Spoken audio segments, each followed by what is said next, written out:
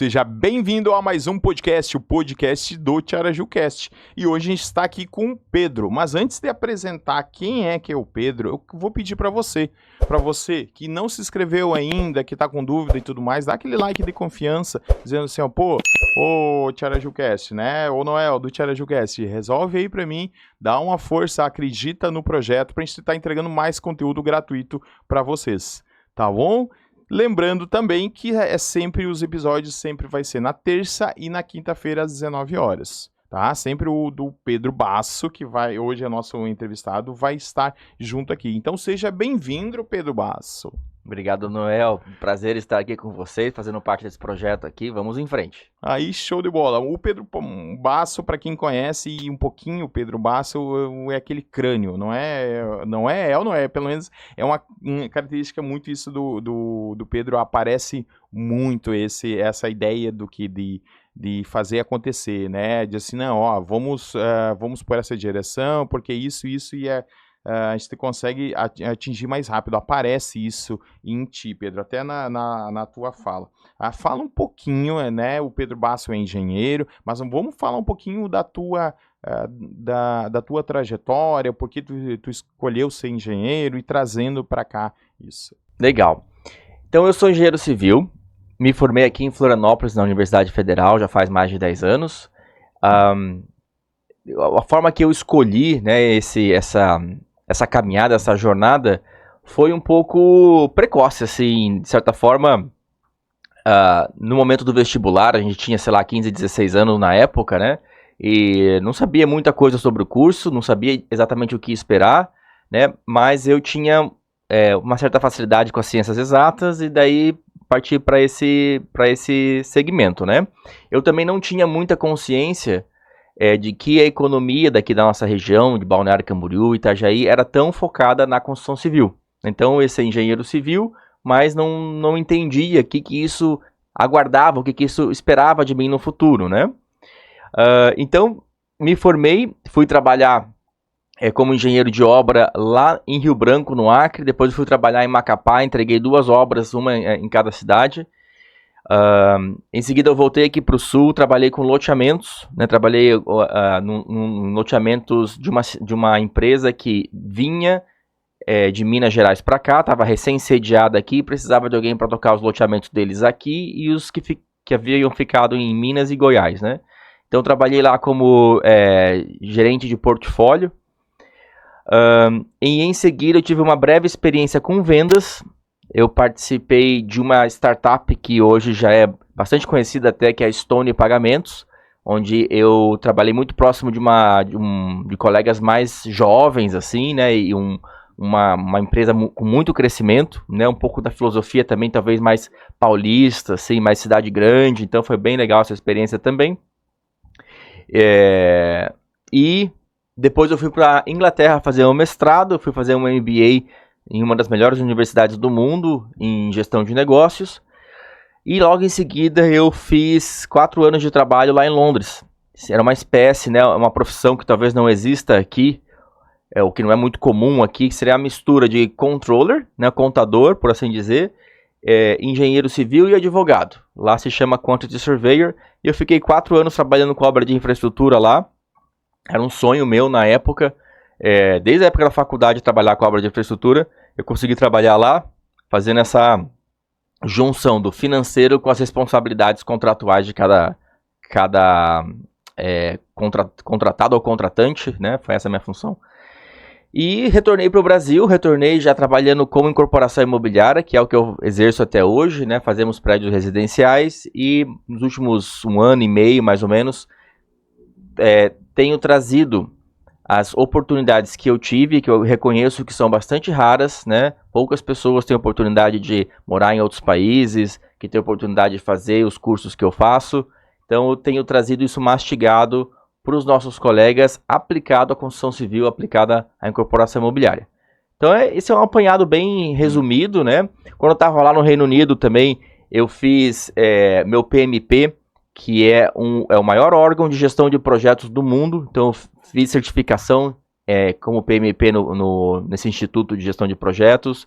Eu fiz também reconhecimento como graduado na Associação de Gestores de Projetos, eu fui reconhecido como mestre pela Ordem dos Engenheiros de Portugal, entre outros títulos, né? Mexi com gestão da qualidade, foi muito legal a experiência com gestão da qualidade, mexi com consultoria em estratégia organizacional, que também foi muito bacana, e assim por diante, né? Então foi uma experiência bem rica essa na Inglaterra, que veio complementando também a experiência que eu tinha tido no Acre, em Macapá, com loteamento, com vendas, então foi assim, muito, muito interessante.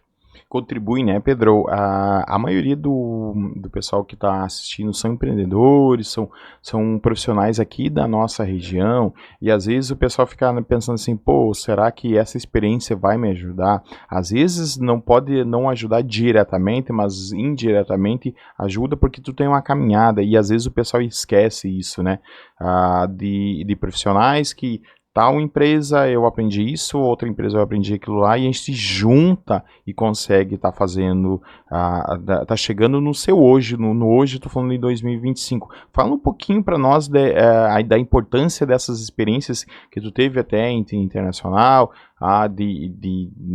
do dia a dia em si, que às vezes parece bobagem, mas ajuda bastante. Assim, é um conjunto de experiências muito diverso, apesar de eles estarem no mesmo setor, que é o ambiente construtivo.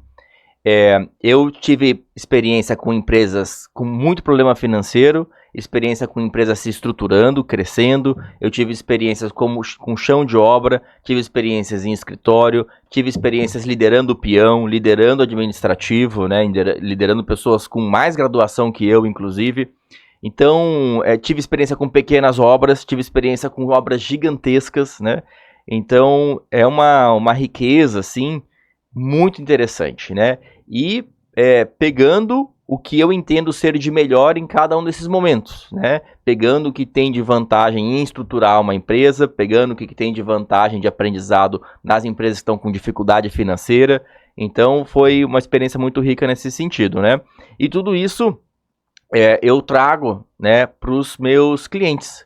Trago isso para quem, de novo, não teve às vezes a oportunidade. Às vezes só trabalhou em empresa grande e está começando a empreender agora. Às vezes trabalhou em empresas pequenas e não conhece talvez processos estruturados ou ações que empresas grandes fazem, né?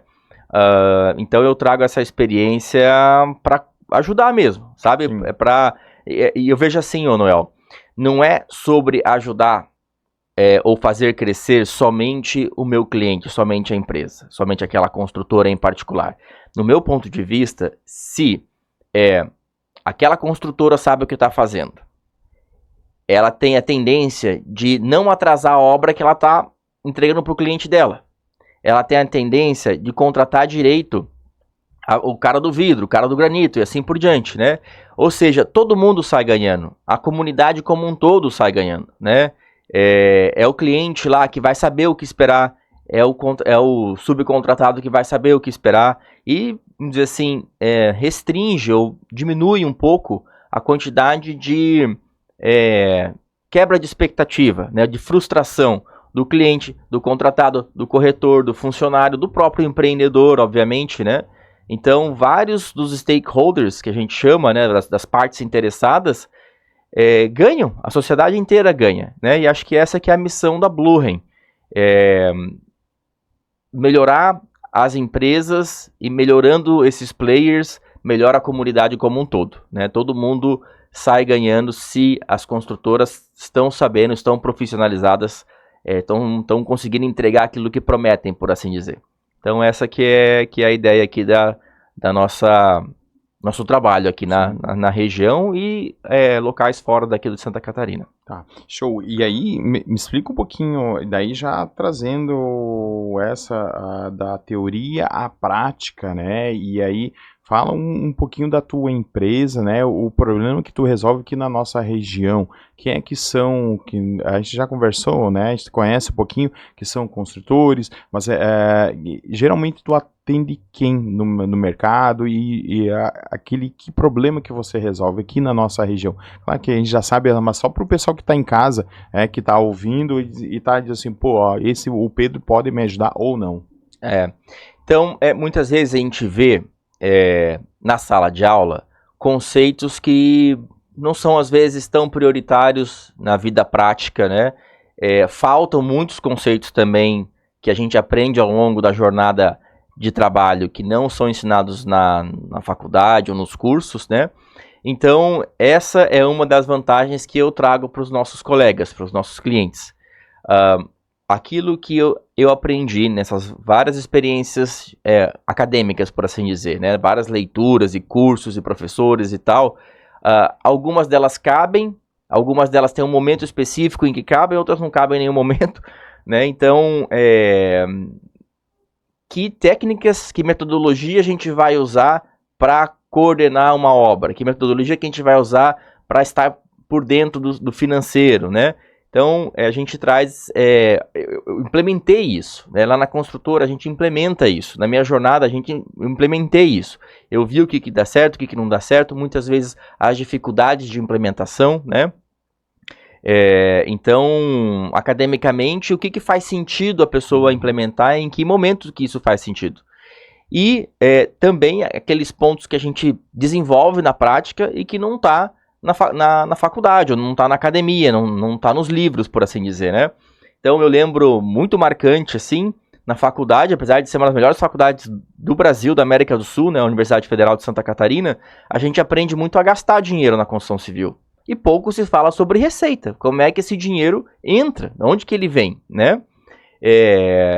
E às vezes, né, talvez a faculdade de marketing, de vendas, traga mais essa filosofia de como ganhar, de como gerar receita. Só que o engenheiro não fez marketing e o marqueteiro não fez engenharia. Então um só sabe gastar, o outro só sabe gerar, se é que sabe fazer isso. Porque, né, muitas vezes tem lacunas de conhecimento mesmo dentro dessa área específica.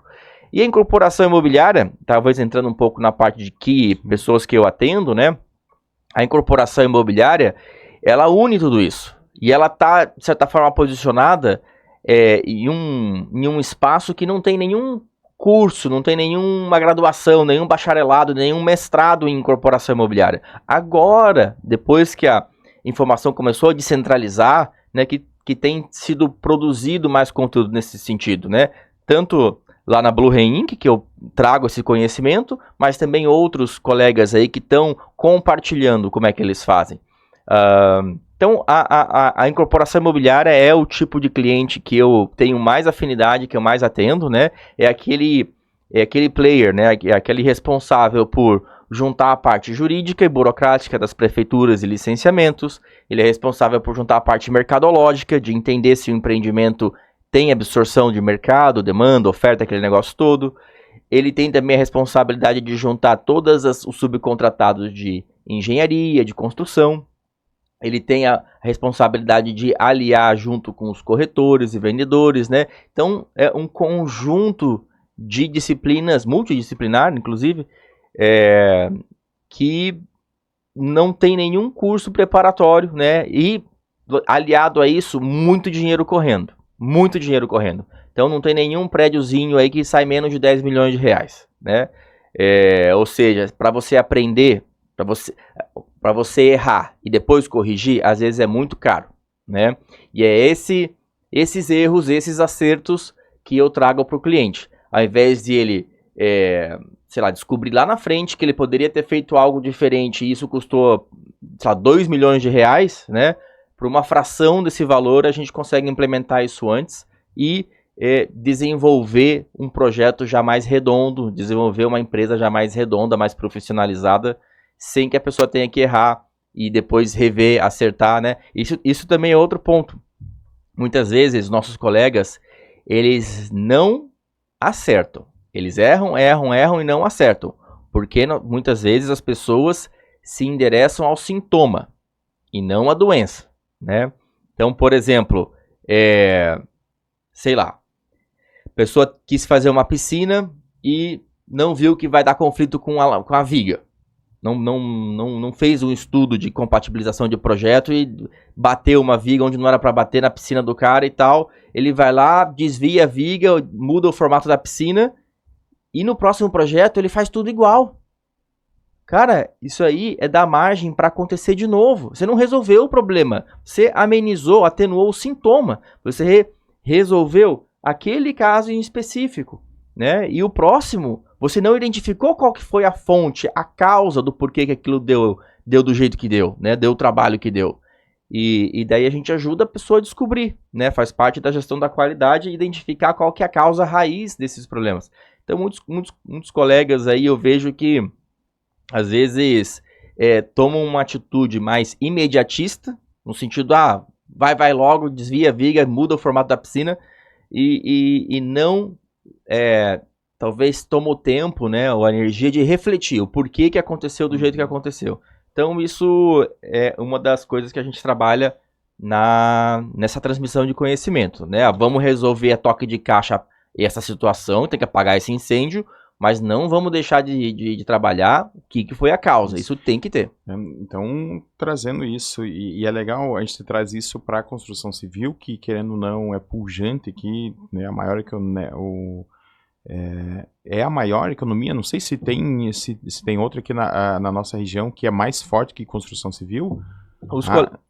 Isso, e tinha dado abaixar um pouco, falar um pouco do turismo, pega um pouco do turismo, mas o turista vem para cá porque quer dormir num local legal, né? É ou não é, né? Se for pensar isso. Muitas pessoas acham que a gente vive do turismo aqui, né? Que é uma indústria forte, mas não se compara com a construção civil. Acho que mesmo quando a construção civil está em baixa e o turismo em alta, é difícil bater a pujança, né? Usando a palavra que você trouxe, da construção civil. É muito, muito, muito forte aqui, né? E a gente vê agora isso se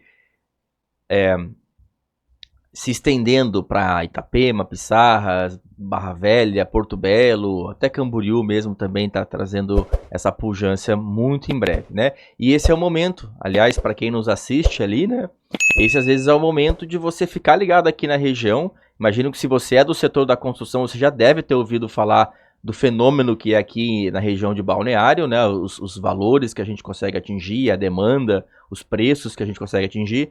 Então, ainda tem bastante espaço para crescimento, bastante valorização. O momento é agora, né? Daqui 3, 4, 5 anos, Pissarras, que é o boom, agora não vai mais ser, e Barra Velha também não vai mais ser, e Penha também não vai mais ser.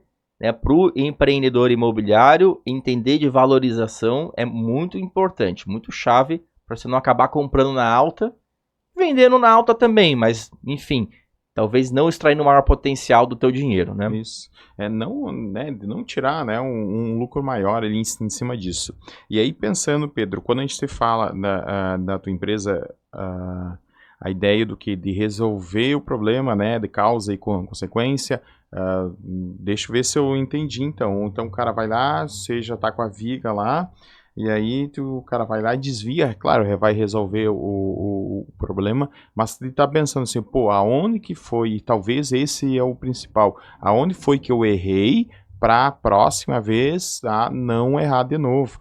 Eu acho que talvez esse é a jogada, porque o cara que tá ali, vamos dizer, desviou da viga uma vez, segunda, terceira, cara, alguma coisa tem errado. A gente tá de zoeira aqui, brincando um pouco, mas não deixa de ser isso, né, Pedro? Eu tô lá, contratei o funcionário tal para fazer tal serviço, aí o cara não sai, né? Não sai o serviço. Aonde foi que tu errou? Como é que foi? Seja aí, como a gente está aqui na construção civil, cara, como é difícil conseguir um bom profissional. A gente paga bem, mas mesmo assim não tá vindo. É saber gerenciar um pouquinho. Fala um pouquinho, sabe, mais do dia a dia, das dores dos construtores. Essa parte de, às vezes, não ter um bom profissional, a gente reclama muito da mão de obra aqui, né? Que a mão de obra não é de qualidade. E eu acho que tem um pouco de verdade nisso, só que a questão é a seguinte: a gente, enquanto empreendedores, tem pouca influência sobre as outras pessoas. Enquanto empreendedores, enquanto marido, enquanto amigo, né? A gente não tem controle sobre outra pessoa. O que a gente tem controle é sobre nós mesmos, sobre a nossa operação, sobre a nossa organização. Então, eu não consigo fazer você mudar. Eu consigo mudar a maneira como eu lido com você, mas eu não consigo mudar você, né? Quem muda você é você mesmo, né? Então, nesse sentido, eu acho que aquele empreendedor responsável, beleza, então o diagnóstico é que a mão de obra é ruim, vamos supor, a mão de obra é desqualificada. O que eu vou fazer a partir disso? né? Como é que eu vou estruturar minha empresa para lidar com isso? Ah, eu vou estabelecer um monte de processos, né? Com processos, às vezes, você evita que a pessoa esqueça, você evita que a pessoa, enfim, quem não sabe fazer vai olhar uma cartolina lá num diagrama no escritório, às vezes já entende o que tem que fazer, oferecer planilhas ou documentos modelo para dar uma base, olha, é isso aqui, né, que tem que fazer e tal. Daí, segundo ponto, talvez, né, comunicação. Qual que é a expectativa? O que eu quero que você faça? Como é que eu quero que você entregue? Usando uma linguagem mais moderna, qual que é o prompt, né, que a gente agora usa nas IAs, né? Como é que você vai falar para o teu engenheiro o que você espera dele? Ó, eu quero que todo mês venha um relatório tal, tal e tal, dia 25, não sei o que, não sei o que. Né? Então, logo que a pessoa entra, ela tem que estar a par disso, né? Facilita para a pessoa, facilita para o gestor essa comunicação e gestão das expectativas, né? E também, aliado a isso, um processo seletivo bacana, né? De identificar aquelas atributos e qualidades que são realmente relevantes, né? E não é só conseguir perceber isso no candidato, é conseguir perceber isso internamente. O que eu preciso, quais são as qualidades que eu preciso aqui. Então, eu diria que formação de equipes de alto desempenho é a segunda maior dor dos meus clientes, dos meus colegas, né? Tanto no administrativo quanto no operacional, né, na obra. E a primeira dor, que eu acho que é a mais frequente, mais popular, é descasamento de caixa. Descasamento de caixa significa o quê? Que você precisa desembolsar dinheiro, você precisa ter saída de caixa para pagar projeto, construção, licenciamento, outorga onerosa, essas coisas, e você não tem num primeiro momento de onde tirar esse dinheiro. O teu projeto pode ser até lucrativo lá no final, mas ele tem descasamento de caixa ao longo da vida dele. Isso geralmente o descasamento de caixa ele é um problema quando é negativo, né? Quando você tem exposição de caixa, você não tem dinheiro para cobrir os custos. Se ele fosse um descasamento de caixa positivo, ou seja, primeiro você tem mais dinheiro, sobra dinheiro, provavelmente não seria tão problemático. Então, quais são as estratégias, né, os mecanismos que os construtores, que os incorporadores têm para lidar com a exposição de caixa, né, trazer o dinheiro futuro para o presente? É uma das alternativas aí, e é o que talvez mais tem gente procurando, tentando entender e tentando trazer soluções. De resolver esses problemas, né, na verdade, né? A gente vê isso. Tá, Pedro, vamos voltar um pouquinho só recapitular isso. Então, tu falou da contratação e eu gosto do Pedro pela tua sutileza, Pedro, que daí a gente chega e fala, é legal, vai faltar funcionário, falta. E aí pergunta assim, pô, e aí, o que tu vai fazer do portão pra dentro, né? O que a gente vai resolver aqui? O funcionário tá lá, vai embora, não vai, não sei o que, não tá fazendo, por que será não tá fazendo? Não foi orientado? Mas eu já falei pra ele. Mas cadê o processo ali certinho? Cadê ali para mim ver a cartolina, e tá enxergando, tem que fazer isso, qual que é o próximo passo disso? E aí a pergunta é, a sua empresa já fez? Né? É ou não é? Tá? Né, Pedro? Vamos ser bem sincero, eu fiz isso, a minha empresa está estruturada, eu estou ensinando o meu funcionário, o correto é isso. E se ele não fizer, aí é uma outra parada. Né? Aí, porque uma coisa, e vamos falar bem a real, porque daí tu joga só pro outro como vítima, porque não tem gente qualificada no mercado. E realmente não tem. A gente vai ver, é raro, Pedro, tá achando esses funcionários para trazer dentro da tua empresa, que bate com a tua cultura e tudo mais. Mas da porta para dentro, o que tu vai fazer? E aí depois fica nessa assim, o cara não faz isso, o cara não faz aquilo. E aí o que tu fez em contrapartida, né? O cara pegou e chegou tarde. O que tu fez? O que foi feito para esse cara não tá acontecendo de chegar tarde, né? Eu vejo assim, Noel, inclusive eu vi muito isso lá na Europa, né? Eu morei nos Estados Unidos já, morei 2 vezes na Europa, e eu vejo muito isso lá, então eu meio que trago a ideia de que aqui vai ser igual, não tem muita alternativa, né? E que ideia que é essa? O que está acontecendo lá? Mão de obra cada vez mais escassa, né? É uma realidade aqui e vai ser uma realidade ainda maior. Está acontecendo aqui, já aconteceu nos países de primeiro mundo, está acontecendo na China, na Índia, mão de obra está ficando mais escassa, né? Mão de obra principalmente, assim, né? São trabalhos que as pessoas não têm almejado tanto, né? E muitas vezes o empreendedor tem a filosofia assim, eu tô te dando o trabalho, você tem que fazer o trabalho que eu tô te dando, né? É para isso que você trabalha, para fazer o trabalho que eu tô te dando. E numa filosofia, né, num ponto de vista de mão de obra escassa, não é bem assim. É uma compra e uma venda bilateral. O empreendedor tem que vender a ideia de que trabalhar para ele é bom, é benéfico, né? E o funcionário, né, o candidato até o momento, ele tem que também vender a ideia para o empreendedor de que ele é a pessoa certa, né? Que quais são os benefícios de ter ele. Então essa é uma via de mão dupla. Tem que haver essa compra de ideia dos dois lados, né? E cada vez mais a gente vê isso. Então o empreendedor hoje, ele não quer talvez se rebaixar a ideia de que ele não pode ser escolhido pelo candidato. E que o candidato pode recusar a ideia do trabalho, né? E o candidato pode e faz. Cada vez mais vai fazer mais, né? Então, o empreendedor tem que ser atraente.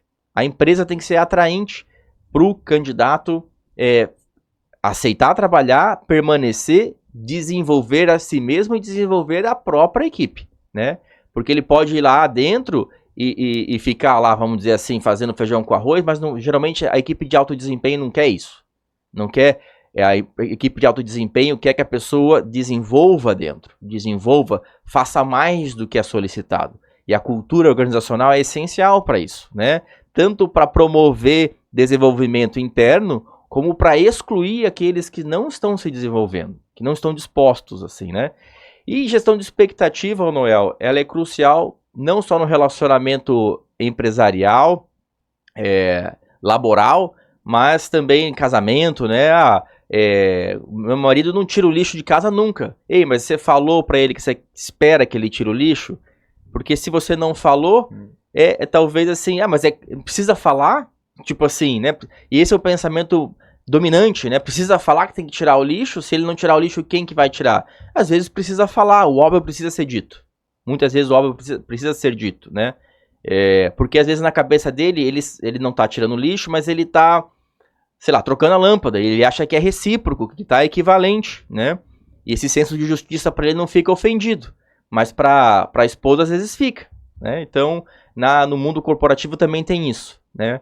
Tá pagando o salário, tô fazendo tudo o que eu devo. Não, às vezes não é só pagar o salário, né? Às vezes você permitir desenvolvimento, valorizar, dar um senso de propósito, de responsabilidade, isso é muito importante. E isso, pensando também, tem as gerações que estão vindo aí, né? A geração Z, hoje está assistindo um documentário antes de vir para cá, que não adianta, cara, se tu não tiver um propósito, se não tiver um a mais, tá? Um a mais, dizer, eu vou estar na empresa A, né, A, B ou C, e vou estar me desenvolvendo, vou estar desenvolvendo a equipe, não tem o senso que eu vou ficar. Tem promoção, não tô nem aí no dinheiro, se é pra mim ganhar, ter o dinheiro e ficar doente depois eu não vou ficar trabalhando para essa empresa. E aí a questão é estar se tocando aonde tá e que movimento tá acontecendo no mundo e trazer também, e aí não é à toa que tem um monte de máquina, quanto mais máquina para estar agilizando esse processo. Antigamente, para mim construir um prédio, eu falava assim, eu tô precisando de 20 pessoas para trabalhar hoje, quantas máquinas eu preciso, né? A cada estágio ali, a gente consegue estar fazendo isso. Só complementando, Noel, lá nos países de primeiro mundo, né, a gente vê muita industrialização da construção, né? Ou seja, a mão de obra é tão escassa e tão cara que essas economias tiveram que adotar maneiras mais produtivas, mais eficientes de construir. Então, por exemplo, o drywall, né, que a gente chama também de steel frame, é justamente isso, né? Você usa menos pessoas, faz mais rápido.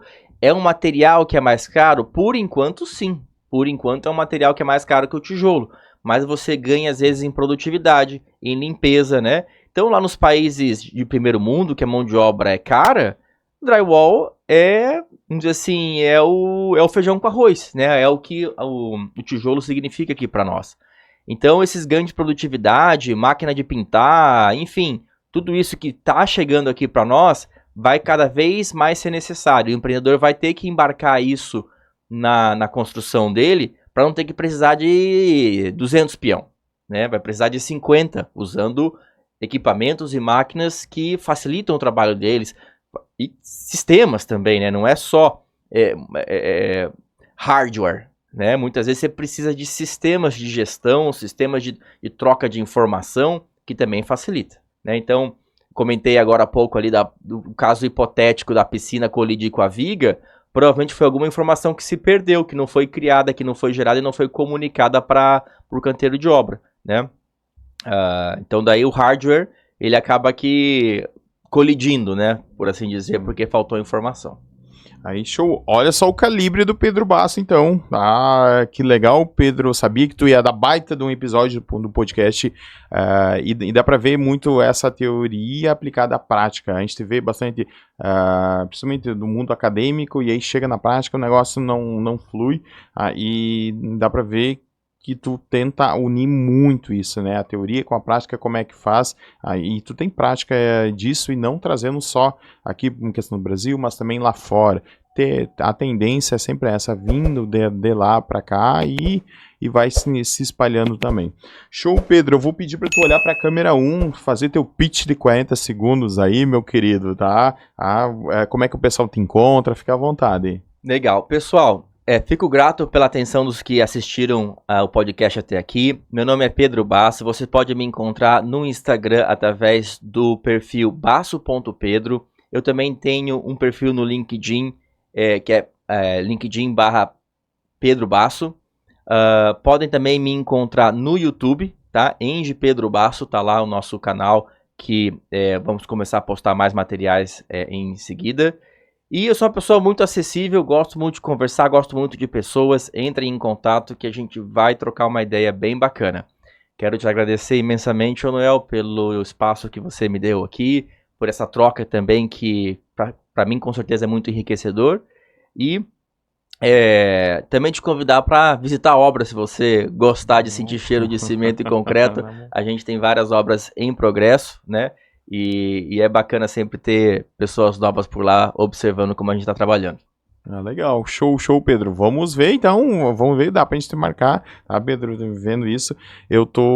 Quando eu conheci o Pedro, eu lembro de ti, Pedro, de tu ser muito sincero, de chegar e dizer, mas isso, sabe, e será que eu falo, será que eu não falo, tu vai lá e chegar e falava, dá pra ver isso e exala isso, sabe, Pedro, e por isso que eu tô muito feliz por tu tá, e tu tá dentro aqui, trazendo aqui pro Tiaraju Studio isso, tá bom, meu querido?